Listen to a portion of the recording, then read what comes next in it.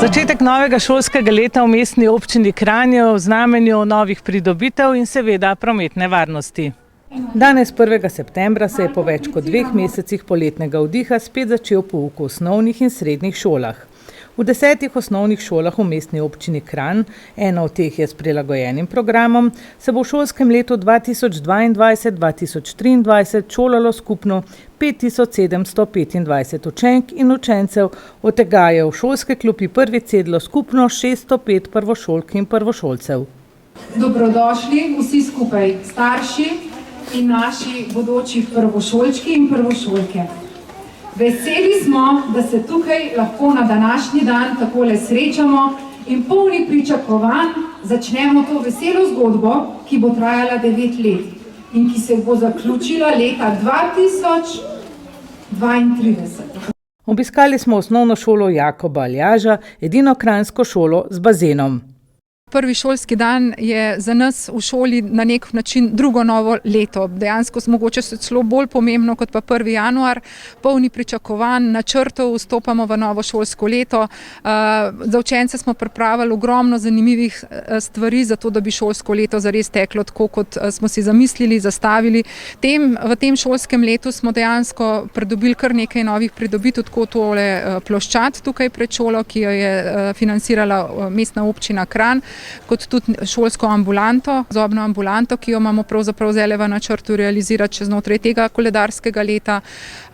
Ravno tako bo financirala občina Kranj. V šolskih prostorih smo pridobili nekaj dodatnih prostorov, izboljšali pogoje v učilnicah, pridobili dodatne kabinete za dodatno strokovno pomoč.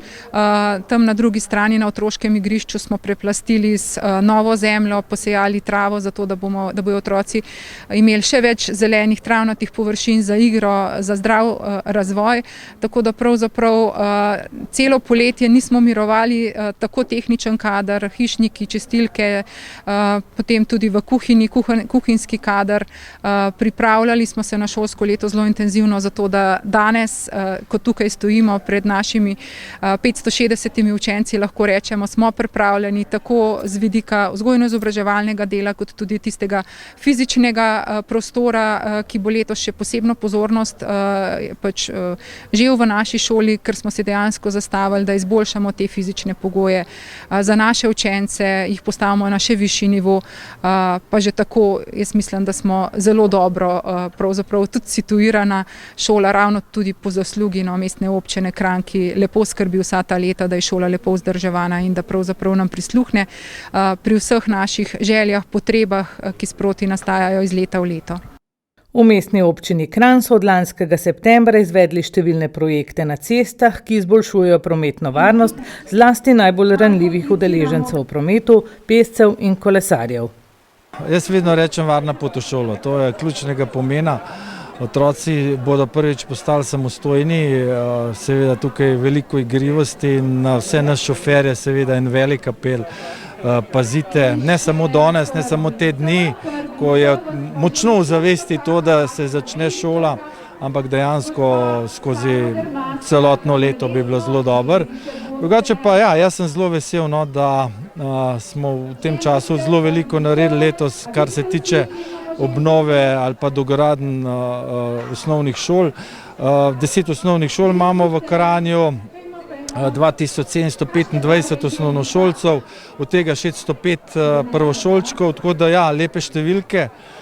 In letos smo dejansko prenovili tukaj v šoli Jakoba Aljaža tole ploščad. Potem imamo pa razne investicije, seveda najbolj pa sem vesel tega, da bo osnovna šola Staneta Žagarja dobila novo telovadnico, novih 6 učilnic in pa avlo ter pa novo zunanje igrišče. To bo res velika pridobitev za Kranj. Lahko pa še to pomeni, da se nekako delamo nov projekt in sicer zelo pozorni smo na razsvetljavo v šolah, no in v predosledju bo tista testna šola, kjer bomo zamenjali celotno razsvetljavo. To je res velika investicija, ampak dajmo otrokom seveda najboljše možne pogoje, ki jih lahko damo. Celo življenje se učimo, tako da ja, jaz sem res vesel na tole. Taka dobra energija je s temi otroci in ja, mislim, da Karanu bomo imeli še kar nekaj investicij, zato letos oziroma v septembru bomo odprli novo glasbeno šolo. Kranj je, kar se tega tiče, res glasbeno mesto. Ta šola bo ponovno takoj zasedena in sem res vesel. No, poleg tega bomo pa obudili še staro mestno jedro. In celo leto si želite hoditi v šolo? Predvsem to, da bodo otroci brez mask, z nasmejanimi obrazi, sproščeni in pravzaprav šolsko leto, tako kot sem rekla, pripeljati varno do konca šolskega leta. Uspešno, naj se vse vaše besede uresničijo. Hvala. Najlepša hvala tudi vam.